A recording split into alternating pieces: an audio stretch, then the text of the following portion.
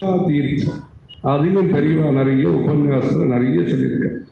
கங்கா ஜலலவ கணிகா பீதா, அதுக்காக நிறைய பிடிச்சா சரியா போயிடும் அப்படின்னு இல்லை. ஒரு ஒத்துழையாவது பக்தியோட அந்த விஸ்வாசத்தோட கங்கா தீர்த்தத்தை சர்வவியாதி நிவாரணம் சமஸ்த பாபக்ஷேகரம் அகால மிருத்யுஹரணம் சர்வவியாதி நிவாரணம் சமஸ்த பாபக்ஷேகரம் பாதோதகம் பாவனம் சுபம். அந்த பவித்திரமான அந்த கங்கா தீர்த்தம், அந்த கங்கா தீர்த்தத்தை பற்றி ஆச்சாரியா நிறைய சொல்லியிருக்க.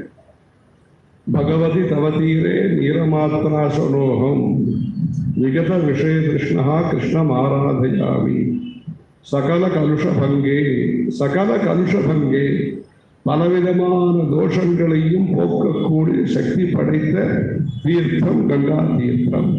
சகல கலுஷபங்கே ஸ்வர்க சோபான சங்கே தர்ம தரதரங்கே தேவி கங்கே பிரசீத.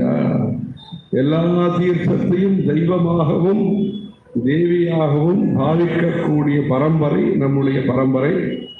ஆகவே கங்கா தீர்த்தத்தை நம்ம விசேஷமான பக்தி பாவத்தோட அந்த தீர்த்தத்தை ஸ்வீகாரம் பண்ணணும். கங்காதீர மதுத்தமம் சகலம் தத்ராபி காசுத்தமா அப்படின்னு சொல்லி கங்கா தீரம் முழுக்கவே உத்தமமானதுன்னு ஆச்சாரியார் சொல்றார். அதுலேயும் காசிங்கிறது விசேஷம்னு சொல்றார். இப்படி எல்லாம் இருக்கு. ஹர ஹர சங்கர, ஜெய ஜெய சங்கர.